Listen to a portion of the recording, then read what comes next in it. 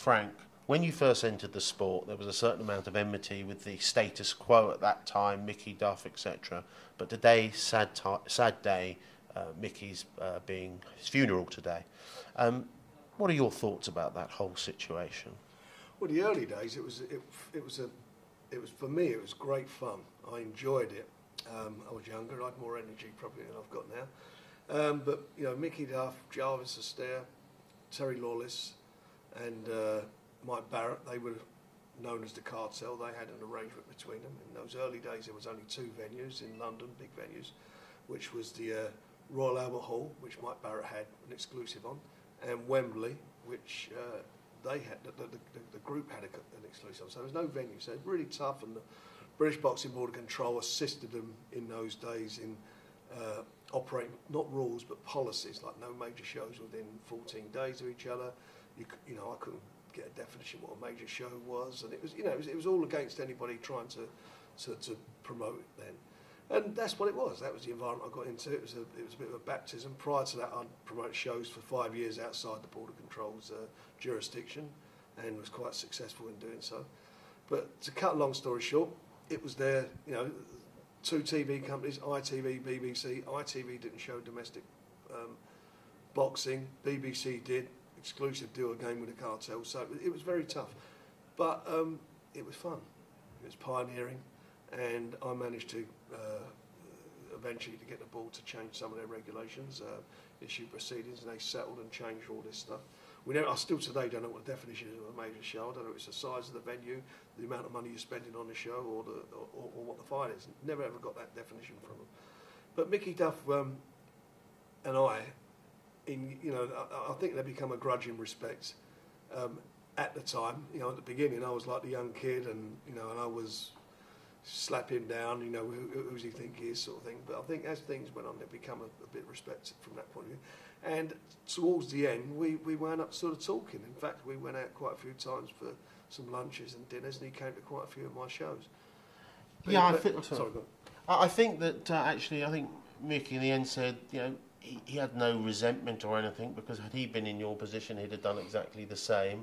And he said he was sure that you'd been in his position, you'd have possibly acted similar. I mean, they were protecting their interests. It was hard that I was on my own, and there was like, you know, there was 4 of them, and they were quite, you know, significant, you know, license on them, and businessmen. You know, Jarvis Astaire sat on the board of Wembley at the time, amongst many other companies, I think it was Mappin and Webb and a few of those companies. But anyway, that's what it was, and it was so it was fun, and you know, eventually I sort of, after a couple of years, you know, started using the rules to my advantage, and it sort of worked for me. But you know, Micky Duff was, you know, he was just, if you cut him in half, it would have said boxing. You know, he was an ex-fighter, matchmaker, cornerman, promoter, manager, and did all of these very, very well. He was very, very good at what he did. And you've got to respect him for that, and you know, and if you're interested in boxing, and you're in boxing like I'm in it, sort of 24/7, there was some, you know, there's some good fun and some good banter, and you know, and it was for want of a better expression, it was a real laugh the early days. But it was good. You know, him and I had some very interesting conversations with him. Done a few deals with him, had a lot of bets with him, and believe it or not, I never lost a single bet. I mean, it's amazing looking back, and I don't go as far back in boxing as yourself, or certainly not as far back as Micky, but you know, some of the fights that he put together and the successes he achieved. I mean, he was central around the Lloyd Honeyghan Don Curry fight. He had some major. Billy Schwer was one of his late fights. Billy stayed very loyal to him, and it was very funny because from recollection, I remember even a recent awards dinner, probably the last one that Micky went to, where his mind was unfortunately on going at that point, but Billy said his mind may be going, but he always remembers the percentage. I always remember there was a fight, we were sitting next to him, and the guy was not fighting with a lot of heart, and was it the expression he used? He said to him, he said, "I'm giving him 75% of my money for this fight." but he always had a good quip, and he was a funny guy. You know, and he was knowledgeable, and he was very knowledgeable. And you know, one stage he went and lived in the States for a while, and he was holding his own out there. He was doing some shows out there with different people. But he got involved in, and he opened up that African market as well. You know, with like Mawali, John Mugabe, they all became decent fighters, big fights. Funny, nothing's ever come out of Africa, is it? You know, you look back, it's not a lot in the recent years. Not a lot's come from there. But he was involved with those, and he was, you know, we were sort of at loggerheads for probably the majority of the time. But say at the end, I'll tell you another funny thing with him. I remember when Nigel Benn was fighting Henry Walton, we had a 50 grand bet. You know, I backed Nigel to win, he backed Henry. And he also wanted a lot of tickets, part of the deal when we did the deal. And I think he took about 100 grand's worth of tickets, which he didn't sell. It wasn't going to be the big seller that we all thought it was going to be. So he got stuck with the tickets because that was part of the deal. And he tried to back them. And I said, no, that was our deal. That's what we agreed because I was promoting the show. And one day there was a knock on my door. And I lived in a place called Chewing Wood in Hertfordshire, in the middle of these woods. And it was, opened the door and it was Micky. He said, I was just walking by. It's like 40 miles from where he lives. And he wouldn't let go. You know, he's trying to back these tickets. It was hilarious.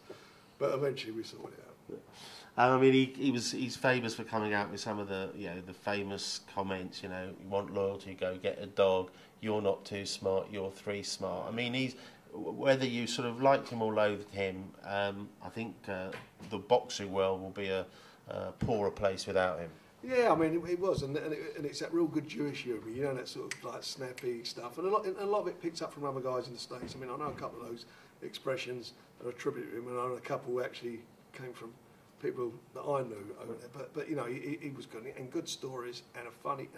You know, we did have some good dinners and some good lunches, which were it was good stuff. So it is a shame, and the circumstances as well that he obviously lost his mind to Alzheimer's towards the end, and it was very sad. Moving on, obviously we hope Micky rests in peace. But moving on to sort of boxing and what's coming up, we've had the press conferences now, or the first press conferences for Tyson Fury, Derek Chisora. One in London went off without a hitch. One in Manchester, Tyson got a bit upset, threw the table over. The fans out there, some are saying it was planned, some are saying it wasn't planned. Your views, is it part of the important for the marketing and promoting of a fight? Is it the stress and pressure that gets to the fighters? What is it?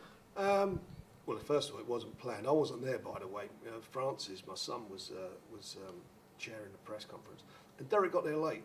And I know there was a bit of I'm hanging around. What's going on here? And that happens. And when people are not punctual, it does stress people. We had a press conference a couple of days before that in London on the Mondays. Was that 3 days before that one?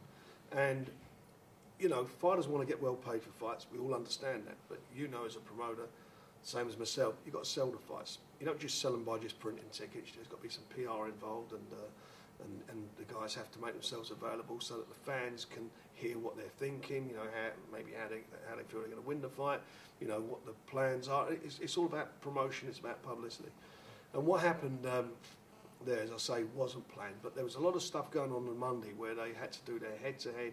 Sat down with Jim Rosenthal from Box Nation, where they, Jim's asking the question, how are you going to win this fight, Tyson? Derek, how are you going to win it, and all that stuff. And that I think can become an uncomfortable moment. It's similar to what HBO do with their things. So there's that, and then you got them together again a couple of days later after the previous press conferences and so forth. And it can, for them, sometimes for fighters, it can be a bit tedious. And I don't think Tyson's got a long fuse. And I think Derek getting there late is obviously wound him up a bit, and obviously he did what he did. I think it's just spur of the moment. It's how he is, that's what he did, and he probably afterwards regretted doing it. There was no damage done to anyone. A few glasses may have got broken, and some tape recorders and whatever all got, or whatever they call them, their digital recorders all got knocked over. But it wasn't planned. No more than I'm sure that George Groves and Carl Frock pushing each other, or going back years ago, Mark Kaler and Errol Christie, out of nowhere, a spark can create something. It just happens sometimes, that fight. And the funny thing is that the media want it. It's great photographs, isn't it? They're the ones who want these guys going head-to-head, putting their noses on each other. Can we get them close together? And, that's why you have to, people say you're in the middle to get your photo in, like me, I'm in the middle. I'm there to try and, if I can, keep them apart. That little spark, all you need is a guy to get his head on there, somebody gets cut, the fight's off. So all those things you want to stop from happening. But it can just be a spark. Just something can be said, a wrong look. These guys are fighters. You know, this is not a football match. You see people get aggravated on the touchline in football matches. You know, Alan Pardew a couple of weeks ago. Things happen. You know, people are human. But for a fighter, you know, fighting is a controlled discipline. You know, the bell rings, you go out, you fight, the bell rings, and you stop. But this stuff in press conferences, you know, sometimes it's hard for some guys to sort of keep their cool and maintain that self-discipline. And silly things happen. So a table, thankfully, you know, as I say, nobody got home. The table went over, but it certainly was not planned. That fight doesn't need that to say. It's a good fight, and the tickets are really going well. I think we're about sort of 70% sold out now, so I've got no problem selling that show. Yeah, I think people don't always realise or don't appreciate the stress levels and the anxiety that goes through the boxer's mind. No, they don't. I mean, you know, it is. I mean, we want, you know, everybody's different. It's like, you know, you go in a dressing room sometimes, and I'm sure you've seen this, Robert, as being a manager of fighters and promoter of fighters. You go into the dressing room, fighters deal with things different ways. I've seen fighters are so nervous, it's untrue. You're thinking, I mean, I'm Danny Williams. I remember wanting to pull out of a fight in the dressing room. He was just gone to pieces in the dressing room. I remember that, York Hall. And then you get somebody else who's having a kip, got his head down, having a sleep, and he's like, come get up, warm up. Everybody deals with things in different ways, you know, and sometimes some guys will feed off of the stress and the pressure. Other people are so laid back, it's untrue. I mean, what would Derek Chisora have reacted to that 2 years ago before he won his anger management course? By the way, I'm going to give the number to Tyson. But what would he have done? What would he have done before that? You know, how would Derek reacted to it? You know, and you got to learn to control it. You got to learn to, you know, you learn to sort of funnel that what is happening, that negativity, into something positive, so that you're moving forward with it. And it's easy, I suppose, for us to say, but the bottom line of it is, you know, they're human beings. Some people have got, you know, spark, their level of going off is sort of much shorter than the others. Going to the fight, whoever wins it, it's, you know, it's one of those old corkers to some extent. It's, you know, the old phrase, it's the fight for the right to fight Vladimir Klitschko. And I'm a fan of Vladimir's, but looking at Vladimir's next fight, it's almost, from my perspective, unfair that Tyson and Derek have got to fight each other, because either of them outrank, in my mind, the challenger for Vlad's title. I agree with that, but the challenger was in a final eliminator and beat, was it I can't remember who he beat. Anyway, he beat the guy who and he was actually going to be the underdog, but he beat the guy, so he got the fight, and that's where he's at, and you can't change that. I hear what you're saying. I think they are. Certainly Derek. I mean, Derek's been the most active heavyweight in the world outside of Deontay Wilder. There's no doubt about that, and fought better class opposition. So I just feel that it would have been nice to do that. But the problem you got when you know, and I like Vladimir as a fighter, but the problem you got when you're dealing with him, if you're not in a mandatory position, I mean, you fight for nothing. I mean, you fight for the opportunity. The purses are crap. They're not big payers, and they want to take your life over. Yeah. So you have to, so that, you know, what we decided to do was to actually get into a position where it would be a mandatory, and even if you can't agree purses, let it go to purse bid. At least the guy get paid. You know, get paid at least. And more importantly, if he wins, he's a free agent. Yes, I mean, if you look at the fights coming up, I mean, you mentioned the name, actually. You mentioned Wilder. I mean, did you see the last fight with Wilder? I mean, yeah, there's some people are calling it the Phantom Punch. No, I don't think it was. I mean, you know, Malik Scott, that's his second defeat, isn't it? Derek beat him. He's an unbeaten fighter. He's Malik Scott's pretty much of an awkward guy. He's in the Who Needs Him club, and they took the fight. I've seen so many fighters get caught hit with a shot in the first round, and sometimes it can look even innocuous. Take it, fight on a couple of rounds, and they bounce off them. You know, maybe they're not warmed up, maybe they're not right. I mean, the punch he caught him with was like a lazy left hook, and it seemed like a clubbing one. And he caught him on the top of the head, and he threw a right which just about connected. But that left hand definitely sent him. I think done the job on him. Deontay Wilder can punch. There's no doubt about it. He's very heavy-handed. He looks the part. He physically looks the part. I mean, I look at him and see a lot of chinks in his armour. I see, you know, I believe there's certain fighters will beat him, but we're never going to know that. We don't know what his whiskers are like. We don't know what his stamina's like. We don't know any of those things. One thing we do know, though, is that he's exciting and that he can punch. Moving on to Mayweather, Box Nation are going to be showing the next fight. Right. Exciting fight. What are your views of that? What would you like to tell us about that coverage? Well, Box Nation have just announced that we've done the deal for it. So the Mayweather fight's going to be Amir fights on it. I think Amir, by the way, has got a tough fight with Collazo. I don't think that's an easy fight for Amir. He's been out the ring for a while, stepping up the weight. It'll be interesting to see how he gets on with a guy who's actually is a winning fighter. You know, so that's going to be quite interesting. There's Floyd Mayweather, and then there's boxing. That's what it is. It's like the old days of there was heavyweights and then there's boxing. He's the guy. He's the biggest guy out there. I don't see him being.